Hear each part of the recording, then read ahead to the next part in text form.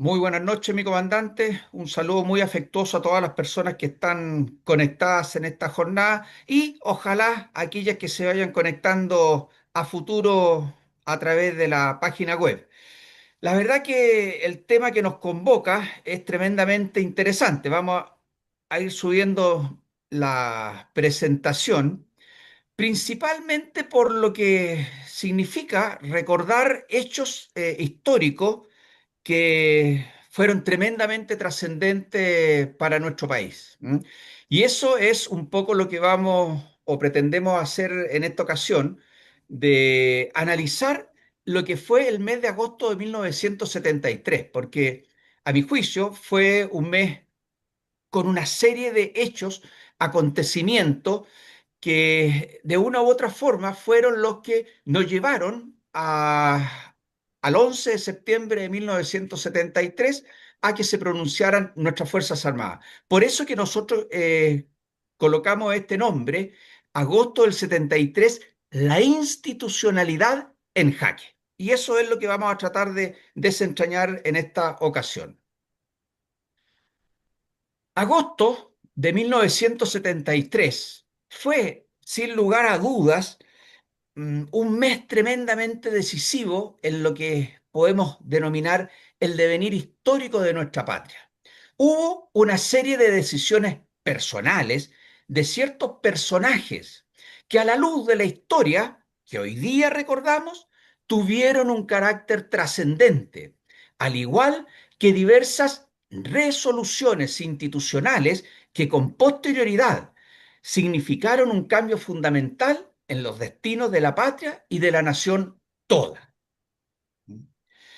Agosto, sin lugar a dudas, estuvo marcado también por numerosas acciones de violencia y de vulneraciones, fíjense bien, a los derechos humanos de la ciudadanía, es decir, de todos y cada uno de nosotros. Yo creo que la mayor parte de aquí presente vivimos ese mes de agosto del 73, salvo quizás algunas excepciones.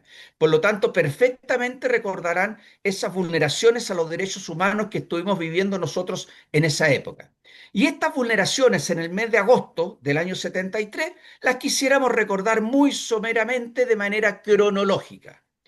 Es por eso, obviamente, que aquí vamos a recordar las principales hitos históricos en ese sentido. Fíjense que el 4 de agosto, un extremista tremendamente peligroso, nada menos que por Radio Nacional de Chile, el llamado mirista Alejandro Villalobos, conocido como el comandante Mickey, que operaba por allá por la octava región, por Neltume, por esos lados, llamaba y hacía el siguiente llamado, por así decirlo.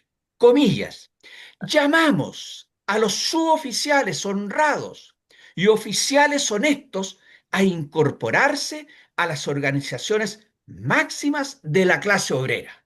Es decir, aquí hay un llamado total y absoluto a la subversión por un elemento extremista de la época. Por otro lado, llama también este personaje a tomarse los supermercados para transformarlos en almacenes del pueblo. Nuevamente un llamado a la vulneración a un derecho humano trascendente como es el derecho a la propiedad.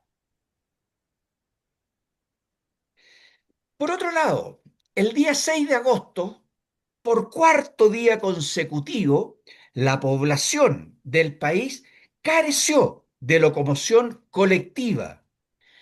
Además, por otro lado, se allana la industria lanera austral en Punta Arenas por la Fuerza Aérea, resultando muerto un obrero que desobedeció la voz de alto. ¿Mm?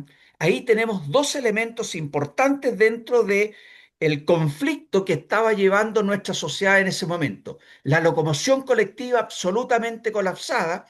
Recordemos cuál era la realidad nuestra en esos tiempos, los que usábamos locomoción colectiva. Yo en mi época de estudiante teníamos que ir colgados de las pisaderas para poder acceder a la locomoción colectiva.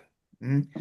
Este hecho de el allanamiento a la industria lanera austral por parte de la Fuerza Aérea fue también un indicador tremendamente importante de la acción que estaban llevando a cabo nuestras Fuerzas Armadas en la zona austral, en la ciudad puntarenenses. Y ahí el general Torres de la Fuerza Aérea tuvo una labor tremendamente importante y decisiva en esas acciones.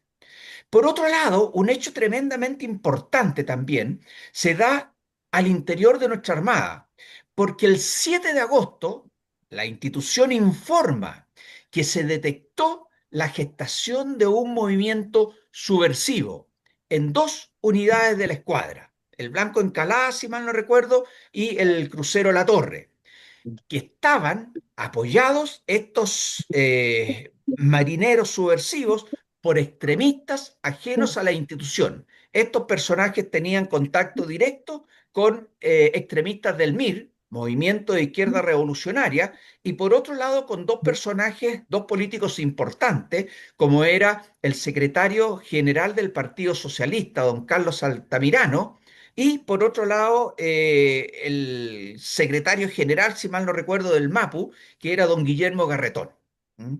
Los cuales posteriormente fueron uno de los detonantes que nos llevó al pronunciamiento militar.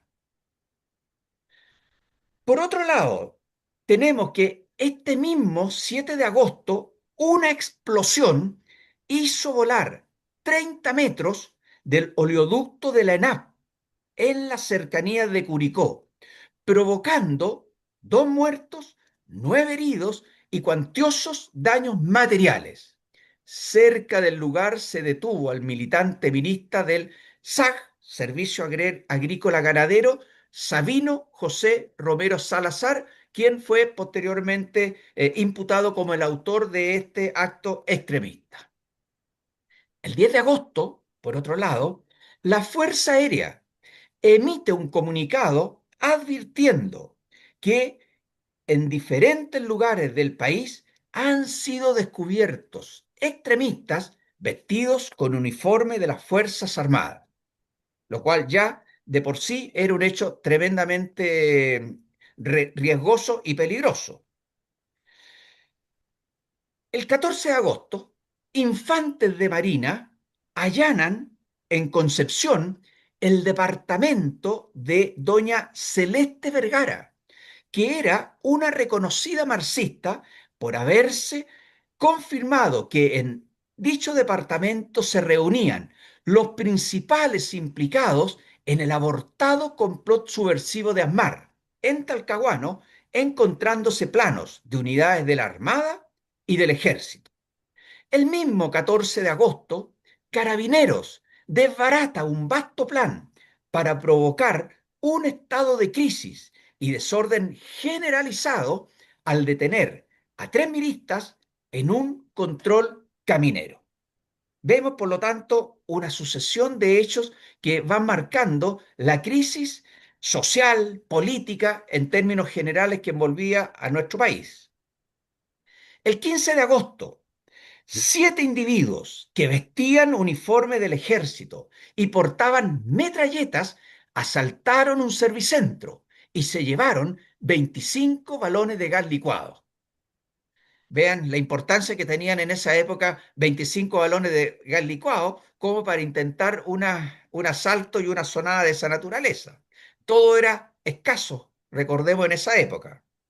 Por otro lado, el 18 de agosto, alrededor de 70 miristas se tomaron los estudios de Radio Talcahuano para dar lectura a una proclama contra las Fuerzas Armadas, los cuales en esa época recordemos que estaban ocupando gran parte del gabinete del gobierno de Allende, principalmente los comandantes en jefe, que constituyeron lo que se llamaba el Gabinete de Salvación Nacional, que duró aproximadamente 8 días, dicho gabinete.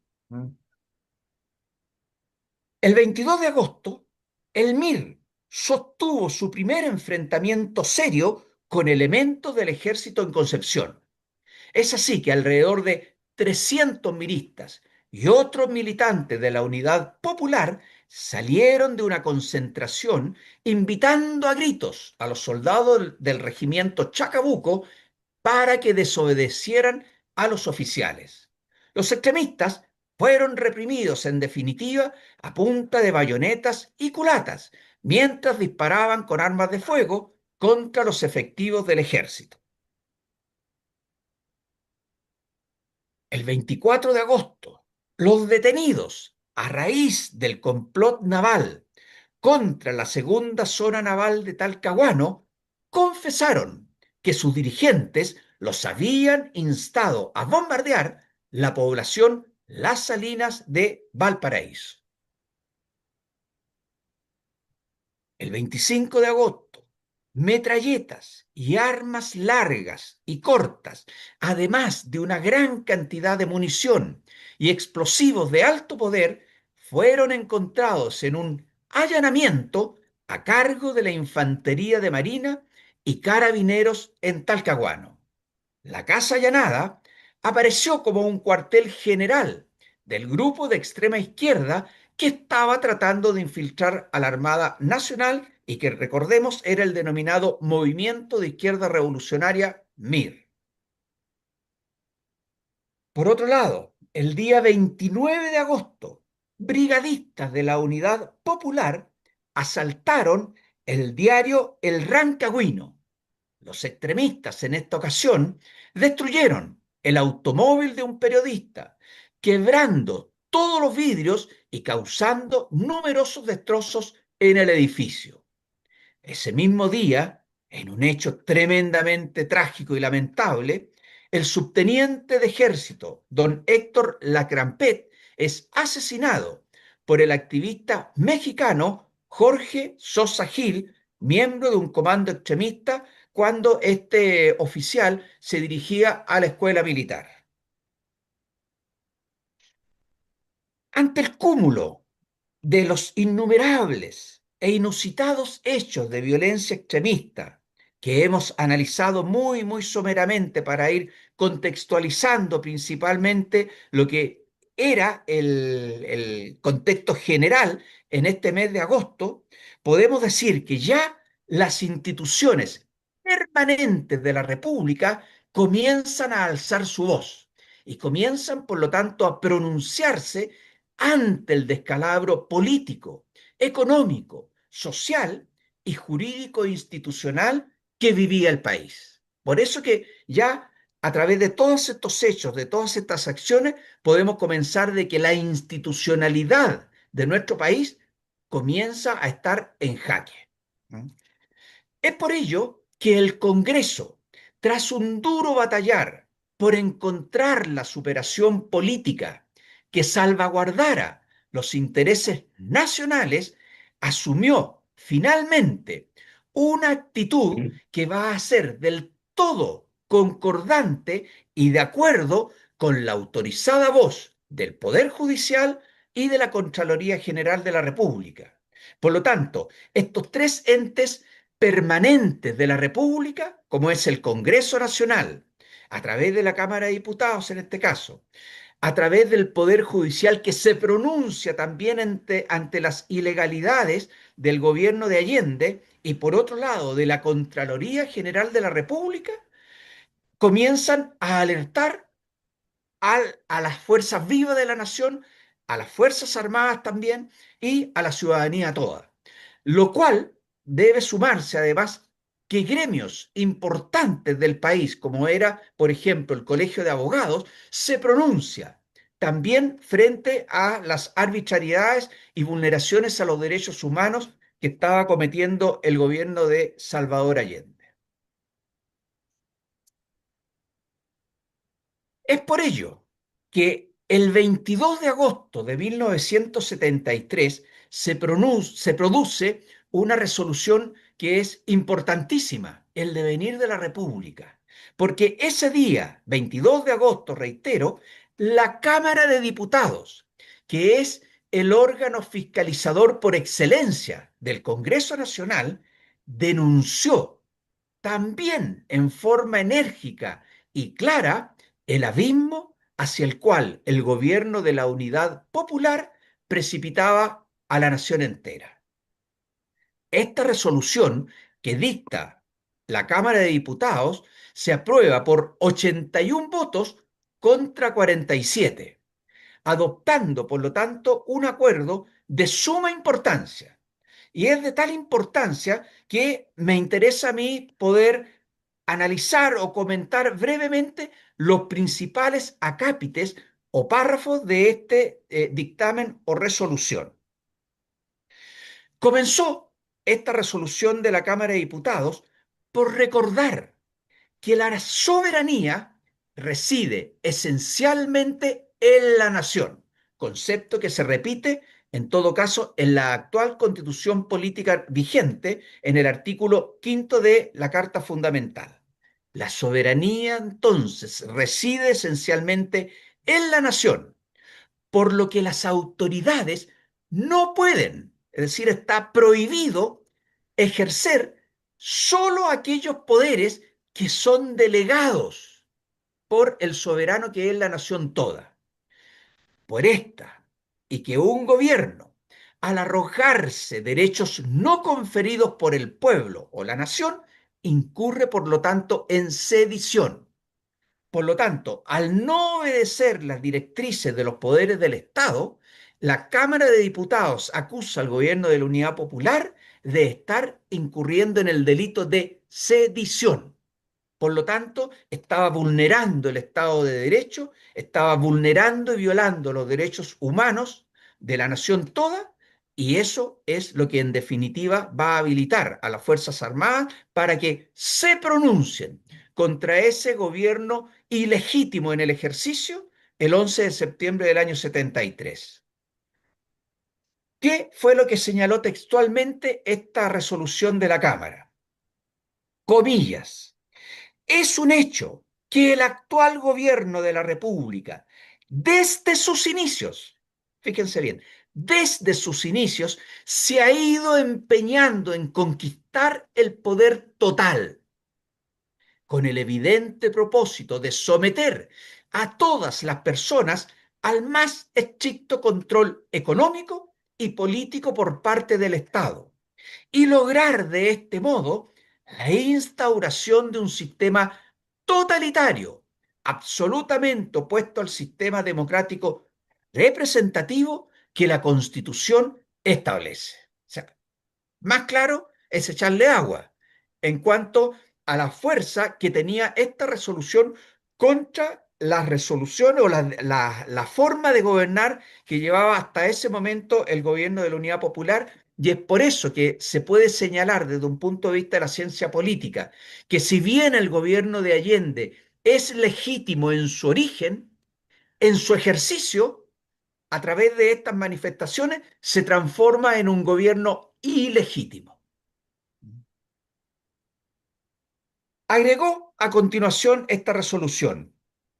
Para lograr este fin, el gobierno no ha incurrido, fíjense bien, no ha incurrido en violaciones aisladas de la Constitución y de la ley, sino que ha hecho de ellas un sistema permanente de conducta, llegando a los extremos siguientes: desconocer y atropellar sistemáticamente las atribuciones de los demás poderes del Estado. Esa es una violación al Estado de Derecho. De igual modo, violar habitualmente las garantías que la Constitución asegura a todos los habitantes de la República. ¿Cuáles son estas garantías fundamentales? En el caso de la actual Constitución, la que establece el artículo 10 de nuestra Carta Fundamental, que son los derechos fundamentales, es decir, los derechos humanos. Por lo tanto, esta resolución del 22 de agosto de 1973 acusa al gobierno de la Unidad Popular de estar violando habitualmente los derechos humanos de la nación. Y por otro lado, lo acusa de permitir y amparar la creación de poderes paralelos y legítimos que constituyen un gravísimo peligro para la nación. En virtud de lo expresado precedentemente, que hemos hecho un resumen de esta declaración porque es mucho más extensa, pero por razones de tiempo tratamos de extraer la esencia de esta declaración de la Cámara. Podemos decir, por lo tanto, que en virtud de lo expresado precedentemente, la Cámara de Diputados concluye, comillas, con todo lo cual ha destruido elementos esenciales de la institucionalidad y del Estado de Derecho. Por eso que podemos afirmar en nuestra presentación de que la institucionalidad ya en este mes de agosto estaba en jaque. ¿Y quién la había puesto en jaque? Era el gobierno dictatorial de la Unidad Popular. Terminaba el acuerdo de la Cámara de Diputados representando al Poder Ejecutivo el grave quebrantamiento del orden constitucional y legal en que se encontraba la República, la necesidad de poner inmediato término a las situaciones y hechos taxativamente enunciados, la urgencia de encauzar la acción gubernativa por las vías del derecho y asegurar el orden constitucional de nuestro país. ¿Mm? Sabemos que obviamente el gobierno de la Unidad Popular hizo caso omiso a estas recomendaciones que le entregaba la Cámara de Diputados y eso fue lo que llegó en definitiva por una razón de naturaleza patriótica y de salvaguarda de la nación intervenir y pronunciarse a las Fuerzas Armadas y de orden. La señalada representación que se le hizo a la dictadura de Allende significó lo que podemos denominar un téngase presente para el país y las Fuerzas Armadas y de orden, en cuanto al hecho que el gobierno estaba fuera del orden institucional y del Estado de Derecho. Finalmente, debemos consignar que el sábado 18 de agosto de 1973 asume la comandancia en jefe de la Fuerza Aérea el general Gustavo Lee Guzmán. Y a su vez, el 23 de agosto presenta su renuncia a la comandancia en jefe del ejército el general Carlos Prats, asumiendo el mando de la institución el general Augusto Pinochet Ugarte. Las cartas ya estaban hechas y solamente bastaba poner en ejecución los planes que las Fuerzas Armadas habían diseñado previamente. Esa es mi intervención, mi comandante, en términos generales, porque aquí creo que va a resultar muy interesante las opiniones que tengan nuestros integrantes a este panel.